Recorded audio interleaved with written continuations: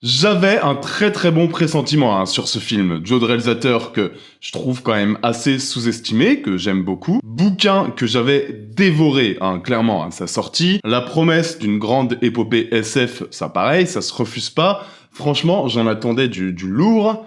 Et j'ai quand même été bien surpris, quoi.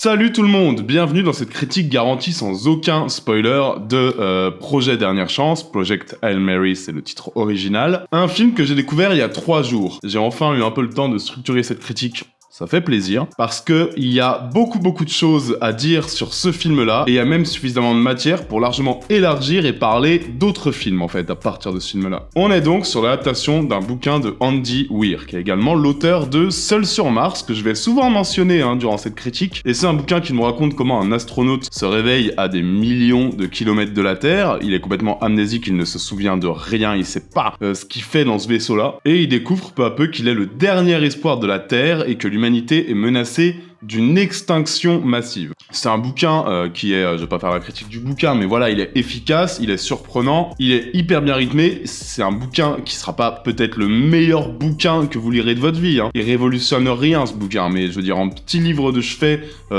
c'est assez parfait et ça se dévore très vite. Et quand je regarde qui est responsable de cette adaptation-là au ciné, il y a quand même une petite hype, J'aime assez le duo Chris Miller et Phil Lord. Je vois Drew Goddard au scénario, qui est quand même le mec qui a écrit l'excellent scénario de Seul sur Mars, justement. Donc il connaît à la fois l'univers de Andy Weir et il connaît le ton à adopter dans ce genre d'épopée SF. Et croyez-moi, ça va être, on va y revenir, très important, les qualités de ce film. Photographie de Greg Fraser, musique de l'excellent Daniel Pemberton. Gros casting, me voilà très rapidement dans la salle pour Projet Dernière Chance. Nothing. Everything on this planet will go extinct. You'll find a solution.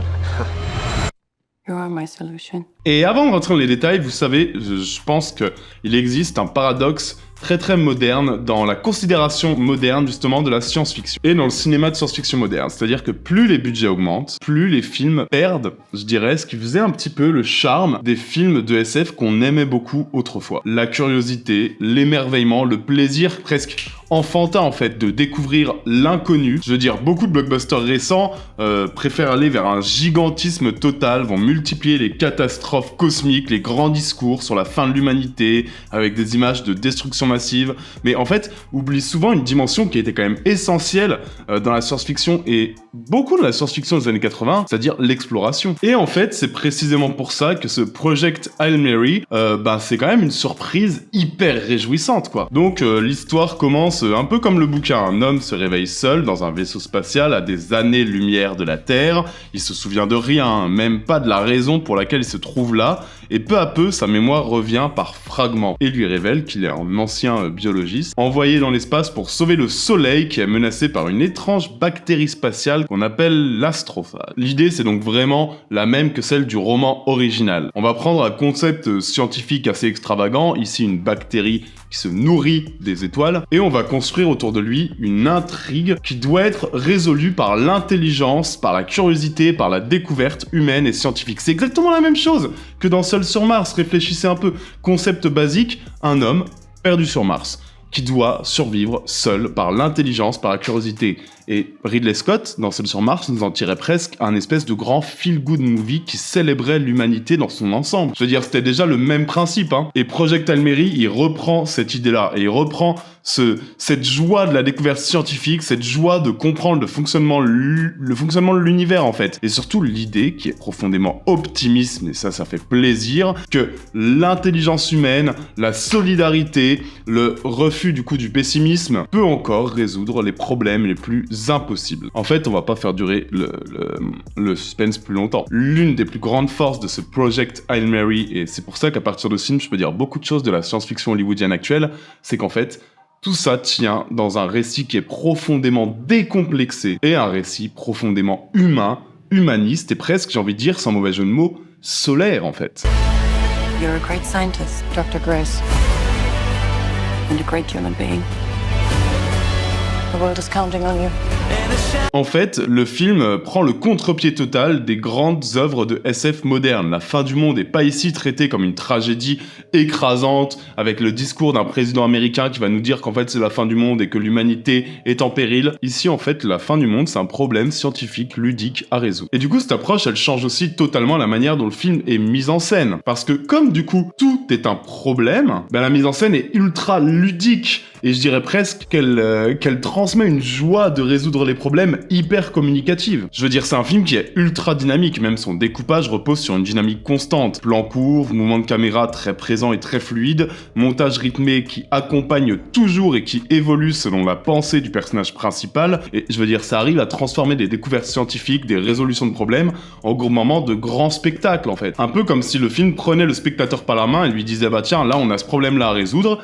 On a un personnage qui s'amuse presque de la situation, et ça pareil, je vais en parler parce que le personnage de Ryan Gosling, il y a des choses à dire et c'est assez génial, mais viens, on te prend par la main, viens avec nous, on va essayer de résoudre le problème, et on va passer un bon moment, quoi. Et c'est surprenant, mais il y a presque une énergie cartoonesque, en fait, dans ce film, et qui passe autant par les mouvements de caméra omniprésents que par la direction d'acteur de Ryan Gosling. Je veux dire, Ryan Gosling, les amis, il est dirigé comme dans The Nice Guy, il est dirigé comme dans Barbie, en fait. Je veux dire, ses réactions physiques sont toujours hyper over the top. Tu rajoutes à ça des ruptures de ton permanentes et un humour très très visuel, ça donne au film une légèreté qui fait vraiment plaisir à voir dans ce genre-là, quoi. Et une légèreté qui place le film largement à la marge du climat actuel de la science-fiction. Several light years from my apartment, and I'm not an astronaut.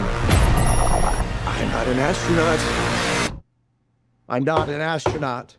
If you don't go, you die. Je veux dire, on est au contre-pied parfait de cette tendance. Le film affirme en fait que l'espace c'est un lieu d'émerveillement, que la science peut être drôle et que la coopération, même entre espèces différentes, est possible. Et la générosité qui ponctue ce discours-là, un régal. Mais c'est un régal, et c'est pour ça qu'en fait, c'est pour ça que je me suis vraiment régalé. J'ai adoré ce film. Elle se ressent dans chaque séquence, cette générosité. Le film, il respire, il s'amuse, il digresse tout le temps, hein, mais toujours avec la même énergie communicative. Et c'est comme quand on s'extasie dans Seul sur Mars, quand Matt Damon arrive à planter des patates, quoi. On est à fond avec lui, on est hyper content parce qu'il réussit, le mec, face à une situation impossible. Et bah là, c'est pareil. C'est vraiment, ça repose sur le même système.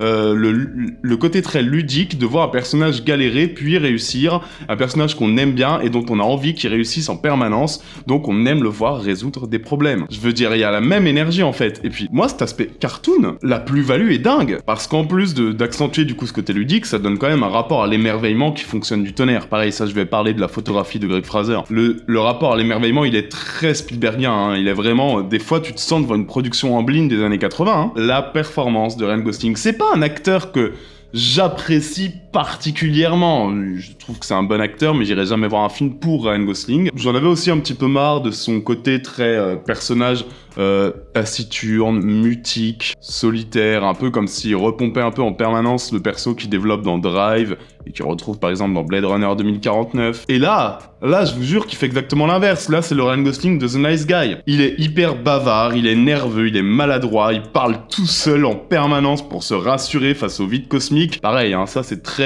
Matt Damon dans là, mais vraiment, je suis sûr qu'ils ont dirigé une Ryan Gosling en lui disant, tu vois la performance de Matt Damon dans Seul sur Mars, c'est ça l'idée. He's a genius engineer, and if I can't understand what he's saying, he puts on a little puppet show for me and my tiny brain, and you know what? I don't mind it. Et là, vous allez me dire que peut-être que je surinterprète un peu, mais je trouve que Lord et Miller, ils font quand même un truc qui est très très intéressant. C'est-à-dire qu'ils ont bien vu l'énergie que Ryan Gosling pouvait mettre à ce personnage et qu'ils le dirigent un peu comme s'il dirigeait un personnage de film d'animation, en fait. Parce que vraiment, je vous jure, en fait, que la mise en scène transforme Ryan Gosling en personnage d'animation. Les gestes hyper exagérés, des réactions physiques tellement expressive, et je pensais pas que Ryan Gosling pouvait être à ce point expressif en fait avec son visage, un humour visuel vraiment, mais je vous jure que certaines scènes c'est du Looney Tunes, c'est du bip bip en fait. Quand tu vois Ryan Gosling qui s'éclate en célébrant une petite réussite de rien du tout, en sautant en l'air avec un visage complètement déformé de joie, t'es dans un storyboard d'animation, t'es dans le storyboard d'un dessin animé en fait. Et du coup, comment veux-tu passer un mauvais moment si en plus de ça, en plus de cette énergie vraiment, comme je l'ai dit, très communicative, tu rajoutes à ferait ça, un scénario très ludique avec cette base de flashback où tu découvres en même temps que le personnage principal, ce qu'il fait là, quel est son but, c'est quoi son projet, comment tu te retrouves à des millions de kilomètres de chez toi, qui t'étais même, et ça te donne un film qui est hyper plaisant à suivre pendant 2h30, qui est loin de toute gravité, loin de toute fausse noirceur, et qu'est-ce que ça fait du bien, vraiment, en 2026 de voir ça. Franchement, on s'ennuie jamais, et c'était un grand défi, parce qu'on sait aussi qu'une grande partie du film se déroule dans des séquences de dialogue entre deux personnages dont je vais parler aussi plus en détail évidemment, mais c'est quand même franchement audacieux pour un blockbuster à 200 millions avec des têtes d'affiche et une durée de 2h30 de se dire que la grande majorité des séquences, je suis désolé, mais c'est deux personnages qui filment en cherchant des solutions dans un vaisseau spatial en huis clos quoi. C'est un film qui privilégie les discussions, les moments de complicité, la caractérisation, même si évidemment ça veut pas dire qu'il néglige le spectacle, mais c'est pas le but numéro 1, un peu comme dans Sunshine dont j'ai parlé précédemment là, il y a 2 semaines. Sunshine, des scènes d'action, dans Sunshine, t'en as 2, allez, 3, c'est vraiment 10% du film. Mais dès qu'il y a une sortie dans l'espace, dans Sunshine, ça te donne des séquences absolument géniales. Là, c'est un peu pareil, chaque sortie, chaque fois qu'on quitte un petit peu le vaisseau, les séquences, le grand spectacle, là, t'en as pour ton argent quand même. Parce que dans sa seconde moitié, Project Hail Mary, il propose des séquences de tension qui sont hyper efficaces, avec les moments où il sort du vaisseau, c'est filmé avec un sens remarquable de l'espace, du danger, la gravité zéro, c'est assez génial. Il y a un vrai jeu aussi sur les distances cosmiques dans la tension, je veux pas spoiler, mais il y a un suspense très concret dans la deuxième partie, parce qu'il faut pas oublier qu'on est quand même sur un enjeu énorme, et le personnage ne l'oublie jamais, cet enjeu énorme, mais le film traite cet enjeu avec une humeur et une énergie qui fait du bien. I know who you are. You're gonna do great. I conquered Zero G in 5 hours. En fait, ce jeu sur un enjeu monstrueux et des petites victoires personnelles, ça répond aussi à un grand classique de la SF, mêler l'infiniment grand et les petites victoires ou les défaites intimes, personnelles, humaines. Et ça, évidemment que c'est hyper bien mis en image par Greg Fraser, je veux dire, le gars avec Dune, c'est exactement ce qu'il a eu le temps d'expérimenter pendant 2 films. Mêler le gigantisme de l'espace à une destinée personnelle et intime, ça, je veux dire, c'est vraiment le projet de Dune.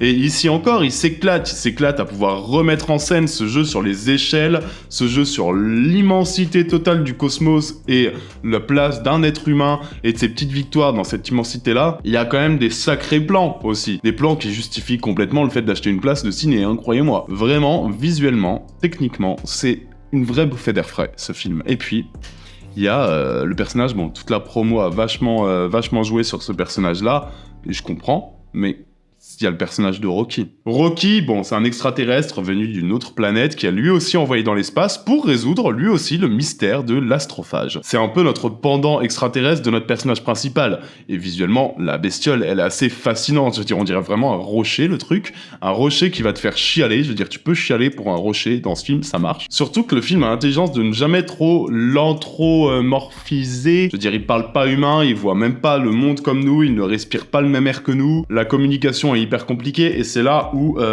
Project Hail Mary reprend aussi une tradition qui là lorgne plus vers du rencontre du troisième type, vers du E.T., voire même vers ce que tentait Premier Contact, c'est-à-dire une relation entre deux personnages d'une autre race qui commence par un défi linguistique et qui se transforme par leur envie de découverte commune, par leur curiosité commune, en vraie collaboration, en vraie amitié en fait. Je veux dire, les deux personnages vont partager leur frustration, leur réussite face à un but commun, et ça fonctionne du tonnerre. En fait, jamais Project Hail Mary ne cherche à devenir un drame métaphysique qui est pourtant un genre largement affilié à la science-fiction. Il reste fidèle à une vision beaucoup plus optimiste du genre. C'est un film profondément joyeux et un film hyper généreux. Généreux dans son imagination, dans son humour, t'as vraiment l'impression en sortant de la salle de prendre une bouffée d'air frais, quoi. Dans son désir aussi de raconter une histoire accessible à tous, sans perdre le spectateur qui fait toujours partie intégrante de ce délire-là. C'est un film qui cherche à créer un vrai enthousiasme contagieux pour la destinée de ce personnage principal, comme le faisait Seul sur Mars, et sur ce point,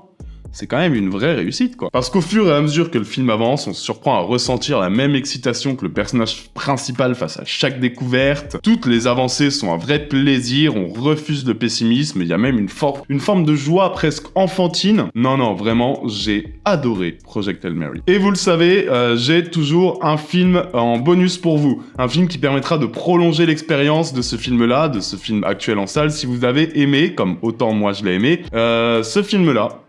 Alors j'avais le choix. En fait, je voulais absolument aller vers de la science-fiction ultra optimiste, de la science-fiction teintée d'une nostalgie qui nous fait du bien, de la science-fiction décomplexée, généreuse. J'aurais pu parler de Seul sur Mars, franchement. J'aurais pu parler de Seul sur Mars, qui était un grand film, peut-être le plus important de la carrière de Ridley Scott pour Ridley Scott, mais ça pourrait être le sujet d'une prochaine vidéo aussi, parce que ce que dit Seul sur Mars de Tony et Ridley Scott, c'est hallucinant. Mais bon, vous connaissez sans doute ce film, j'ai un autre film pour vous. Un film, les amoureux des années 80, les amoureux des productions Amblin, vous allez adorer. Ce film, c'est Le vol du navigateur.